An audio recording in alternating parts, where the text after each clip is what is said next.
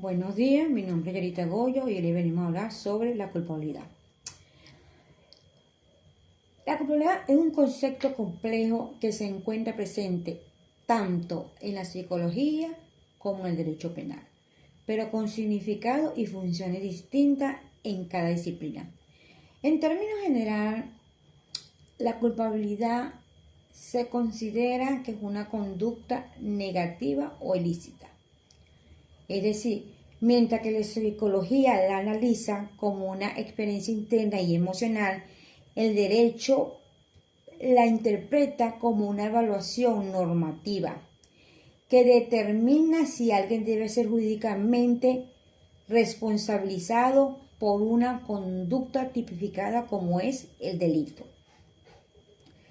En cuanto al concepto psicológico de culpabilidad, es una emoción que surge cuando una persona percibe que ha infringido en una normativa tanto moral, social y legal. Esto le va a generar sentimiento y autorreproche y remordimiento. En cambio, el concepto normativo de culpabilidad es un juicio de reproche que valora si la persona tenía la capacidad de actuar conforme a la ley y eligió no hacerlo. La culpabilidad se fundamenta en tres pilares esenciales, como la imputabilidad, que esto implica la capacidad de comprender y querer, es decir, su actitud para entender la ilicitud de su conducta y autodeterminarse. Tenemos por otra parte la conciencia de la antijuricidad, que significa que el sujeto sabe que su acto es ilegal o contrario al orden jurídico. Y por último tenemos la exigibilidad de otra conducta, que se refiere a la posibilidad de actuar ilícitamente. Este juicio nos va a permitir que el Estado imponga sanciones legítimas para garantizar que solo debe ser castigado quienes pudo actuar conforme al derecho y decidió no hacerlo. Es decir, cuando existe una conducta reprochable o culpable, así se garantice que las sanciones sean proporcional a la falta cometida y respete la dignidad humana, evitando castigos desproporcionados. Por otra parte tenemos la concepción psicológica del juicio del reproche. Este enfoque considera la culpabilidad como un fenómeno subjetivo que implica un juicio de valor sobre la actitud del sujeto frente a las normas, evaluando si pudo actuar de otro modo o si su conducta es reprochable desde una perspectiva personal y psicológica. Sin embargo, aunque es subjetiva,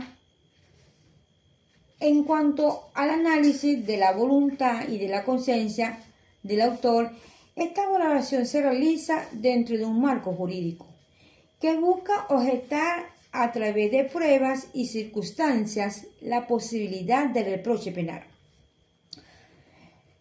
Por otro lado, tenemos la concepción normativa del juicio del reproche.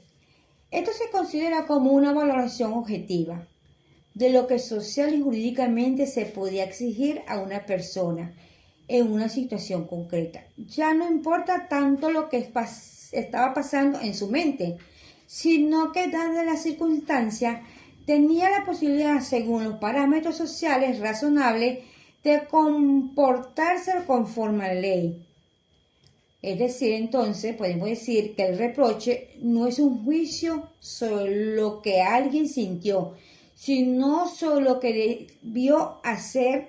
Esta visión se basa en estándares observables, pero corre el riesgo de olvidar la complejidad humana que hay detrás de cada decisión. Ambas concepciones radican en que una visión psicológica puede llevar a un juicio subjetivo, e inconscientemente, mientras que la concepción normativa aporta la objetividad y se centra en parámetros verificables. Por ello existe una articulación crítica entre ambas, ya que permite una aplicación del derecho penal equilibrado y a su vez ambas concepciones revelan un conflicto como el derecho mismo, es decir, en la tensión entre comprender y juzgar. Por otra parte tenemos dentro del ámbito penal se distingue tres especies. Tenemos el dolo, la culpa y la preterintención. En cuanto al dolo, el autor actúa con conocimiento y voluntad de producir el resultado prohibido, como quien planifica y ejecuta un robo. Por ejemplo, una persona que planea conscientemente el robo de un negocio X, sabiendo que su acción es ilegal, actúa con dolo, pues tiene la voluntad deliberada y el conocimiento pleno de la ilicitud de su conducta para causar el resultado prohibido, en este caso el robo. En cuanto a la culpa, se da cuando el autor no desea el resultado, pero lo provoca por negligencia, como ocurre en un accidente causado por una distracción. Por ejemplo, un conductor que va revisando su teléfono no se percata que el semáforo está en rojo y atropella a un peatón sin intención ninguna y de causarle ningún daño. Esto actúa con culpa o imprudencia, pues su negligencia causó el accidente y lo hace responsable penalmente. En cuanto a la preterintención, el autor busca un daño menor, pero genera uno más grave del previsto, como es el caso de una agresión que termina en muerte. Por ejemplo,